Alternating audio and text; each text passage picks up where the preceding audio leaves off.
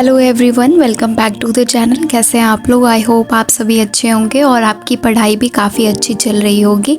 सो आज की सुबह काफ़ी जल्दी हो गई थी और बारिश का मौसम है तो हर जगह पानी पानी भरा हुआ था, इसलिए मैं सबसे पहले जाके बाहर ही देखती हूँ कि पानी का स्तर कैसा है। तो आज मैं सबसे पहले एक क्वेश्चन का रिप्लाई देने वाली हूँ जो कि प्रियंका कुमारी जी ने पूछा है। उन्होंने पूछा है, सिस्टर बीपीएससी टीआरई 4.0 हिंदी के लिए सचिन सर का बैच सही है या अड्डा 247 का? Please reply sister. तो प्रियंका जी, मैं आपको ये बताना चाहूँगी या और भी कोई जो जिनका ऐसा क्वेश्चन है, मैं उनको ये कहना चाहूँगी कि देखिए, हम किसी को ये नहीं बता सकते कि आप किसका कोचिंग ले सकते हो या किनका कोचिंग अच्छा है। आपको फ्री मटेरियल बहुत सारे मिल जाते हैं यूट्यूब पे, डेमो क्लासेस मिल जाते हैं, आप वहाँ जाइए, आप 2-3 जो टीचर हैं उनको विज़िट कीजिए, वहाँ पे देखिए वो कैसे पढ़ा रहे हैं, उनका वे क्या है, वो आपको सही लग रहा है या नहीं, आप कितना समझ पा रहे हैं, और फिर जाके आप बैच परचेस कर सकते हैं। क्योंकि हर किसी का अपना अपना एक डिफरेंस होता है, वो किस तरीके से समझते हैं, उनका अपना पर्सनल होता है ये। तो या मुझे जो अच्छा लग रहा है मे भी हो सकता है वो आपको अच्छा नहीं लगे, या जो आपको अच्छा लग रहा है वो मुझे अच्छा नहीं लगे, ये हो सकता है। तो इसलिए कोई किसी को ये गाइड नहीं कर सकता है कि आप उनका बैच ले लो। आपको जो सही लगे आप अपने अकॉर्डिंग देख के खुद से आप रिसर्च करो और फिर आप बैच पे इन्वेस्ट करो। ऐसे फ्री मटेरियल बहुत सारा दिया हुआ है। हाँ, थ्योरी का बहुत कम मिलेगा आपको यूट्यूब पे, फ्री में बहुत कम है, ऐसा मैंने चेक किया है। आप बैच लेना चाहते हैं सचिन सर या फिर अड्डा का, तो आप सबसे पहले उनके टीचर्स जो सब्जेक्ट जो पढ़ा रहे हैं उनका जो पेड फ्री क्लासेस दिया हुआ है उसको देखिए। आपको जिनका अच्छा लग रहा है आप वहाँ का बैच ले सकते हैं। मैंने अड्डा 247 का बैच लिया है क्योंकि मुझे जो शिवम सर हिंदी पढ़ाते थे वो अच्छा लगता था बाकियों के कंपैरिजन में, इसलिए मैंने वहाँ से लिया है। आप अपने अकॉर्डिंग देख सकते हो। तो मैं यहाँ पे आज सुबह से INM को देखा, जिसका टॉपिक है, सबसे पहला टॉपिक जो मैंने आज कंप्लीट किया वो लाल किले का मुकदमा। उसके बाद इसी को मैंने डिटेल में पढ़ा और इसके बाद का टॉपिक है 1942 भारत छोड़ो आंदोलन, जिसको मैंने बहुत डिटेल में पढ़ा, उतना डिटेल में नहीं बताऊंगी आप लोग। मेन टॉपिक यही है, इसके अंदर जो भी डिटेलिंग आता है उसको मैंने देखा। इसके बाद मैंने INM को देखने के बाद जो इसका नोट्स था उसको मैंने लिख लिया। उसके बाद यहाँ पे मैं ब्रेक ले लेती हूँ क्योंकि मुझे नहाना था और फिर खाना भी बनाना था। और आगे का जो टॉपिक है वो क्रांतिकारी राष्ट्रवाद है, तो उसका मैं हेडिंग देके उसको फिर छोड़ देती हूँ और फिर थोड़ा चली जाती हूँ फ्रेश होने के लिए।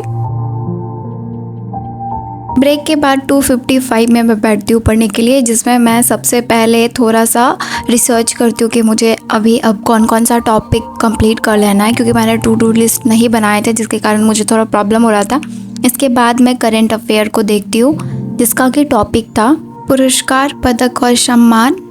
इसको कंप्लीट करते करते मुझे काफ़ी टाइम हो जाता है। उसके बाद मैं बीच में ब्रेक ले लेती हूँ और फिर जाके पढ़ने के लिए बैठती हूँ क्योंकि मुझे नींद आ रहा था बहुत ज़्यादा, तो मैं आधे घंटे का नैप ले लेती हूँ। उसके बाद मैं फिर से बैठती हूँ और अब मैं हिंदी पढ़ने के लिए बैठती हूँ। तो हिंदी का सबसे पहला टॉपिक है ग्रंथ व रचनाकार, जिसमें सबसे पहले गारसादा तासी का नाम आता है, जिसने इस्तवार दलालित्वेतुर इंदुए हिंदुस्तानी लिखा था 1839 में फ्रेंच भाषा में। उसके बाद मौलवी करीमुद्दीन, जिन्होंने तज़किरा ई सुधराई ई हिंदी लिखा था 1848 में उर्दू भाषा में। इसी तरीके से बहुत सारे नाम जैसे महेश दत्त शुक्ल, शिव सिंह सेंगर, जॉर्ज ग्रियर्सन, तो ये तो बहुत इंपॉर्टेंट है जॉर्ज ग्रियर्सन वाला। फिर आ जाते हैं श्याम सुंदर दास, और श्याम सुंदर दास की जो रचना है वो हिंदी कोविद रत्नमाला है, जिसका 2 भाग में प्रकाशन हुआ है। प्रथम भाग 1919 में, द्वितीय भाग 1914 में।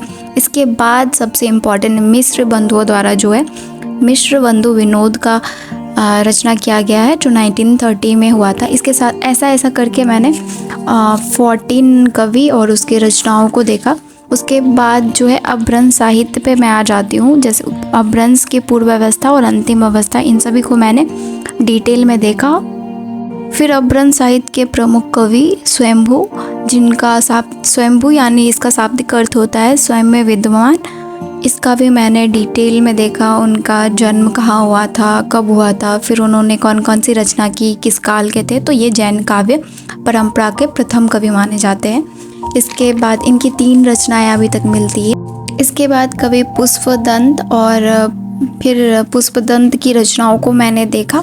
इसके बाद कवि धनपाल, और उनको भी मैंने डिटेल में पढ़ा। फिर अब्दुल रहमान, फिर कवि राम सिंह। इन सभी टॉपिक्स को मैंने बहुत अच्छे से बहुत डिटेल में जाके पढ़ा है, क्योंकि ये सभी टॉपिक ना हर टीचिंग एग्ज़ाम्स में पूछे जाते हैं और ख़ासकर केवी में बहुत ज़्यादा क्वेश्चन आता है इससे। इसलिए मैं उसको भी ध्यान में रख के प्रिपरेशन कर रही हूँ ताकि सारा कवर हो जाए। हमारे सब्जेक्ट का तो जो क्वेश्चन है वो तो रहेगा ही, वो तो कहीं जाने नहीं वाला है। तो ये हमारे सब्जेक्ट में ही ये है, तो और टॉपिक भी यही सब है, तो हमें इसको अच्छे से कवर करना चाहिए, इसलिए मैं करती हूँ। और पता नहीं क्यों आज लाइट बार बार कट रहा था और अब मेरे से सही से बैठा भी नहीं जा रहा था, क्योंकि मैं बहुत दिनों के बाद फिर से टेबल चेयर पे पढ़ने बैठी हूँ, तो थोड़ा प्रॉब्लम हो रहा था, इसलिए मैं अपना सीट भी बार बार चेंज कर रही थी। तो 9:33 में मैं लास्ट कर देती हूँ, उसके बाद मैं नहीं पढ़ती हूँ। जो मैंने आज पढ़ा है, जो टॉपिक मैंने आपको बताया है, यहाँ पे मैंने इस क्लिप को दे दिया है। मिलते कल नए ब्लॉग के साथ, बाय।